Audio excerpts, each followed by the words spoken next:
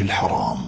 الحجاج الإيرانيين أبوا إلا أن يعكروا صفو هذا الأمن والاستقرار الذي تنعم به هذه البلاد الطاهرة. تعلن وزارة الداخلية ما يلي: أولا، قامت تجمعات من الحجاج الإيرانيين بتشكيل مسيرة صاخبة أشاعت الفوضى والاضطراب بين حجاج بيت الله، وأوصدت منافذ الطرقات، وعرقلت مسالك المرور، وحالت دون تمكن الحجاج والمواطنين ساعات طويلة من الانطلاق إلى مصالحهم وشؤونهم، كما أفسدت على الطائفين والقائمين عبادتهم في المسجد الحرام.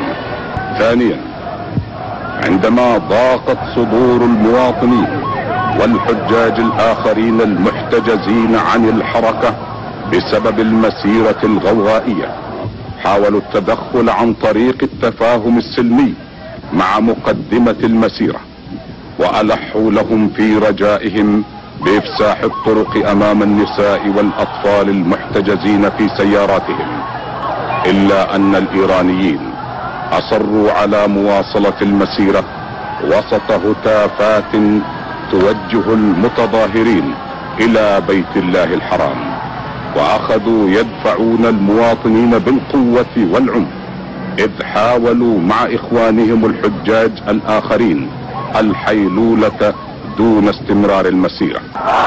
وهنا حاول رجال الأمن الذين كانوا يقفون على جوانب طريق المسيرة منع المواطنين وبقية الحجاج من الاصطدام بالإيرانيين المتظاهرين، حرصا على سلامتهم ودرءا للشرور. فما كان من المتظاهرين إلا أن استخدموا ضد رجال الأمن بما كانوا يحملونه في أيديهم وبين ملابسهم من العصي والمدي والحجارة. وعندها صدرت الأوامر لسلطات الأمن المختصة بالتصدي للمسيرة فورا وفضها وإعادة الأمور إلى مجراها الطبيعي. ثالثا، على إثر ذلك تراجع المتظاهرون في اندفاع فوضوي إلى الخلف، حيث تساقطت العشرات من النساء الذين كانوا وسط المسيرة تحت أقدام المتظاهرين، كما تساقط عشرات من الرجال الطاعنين في السن الذين زج بهم قسرا في هذه الأعمال الإجرامية. وما هي إلا لحظات حتى اختلط رجال الأمن والمواطنون بالمتظاهرين الذين أخذوا في حرق السيارات والدراجات وتحطيم عربات الأمن والمواطنين ومحاولة تحطيم بعض البنايات وإشعال النار فيها، لولا أن حال دون ذلك رجال الدفاع المدني. وتمكنت قوات الأمن من تطويق الحادث وفض المتظاهرين وفتح الطرقات أمام حجاج بيت الله والمواطنين.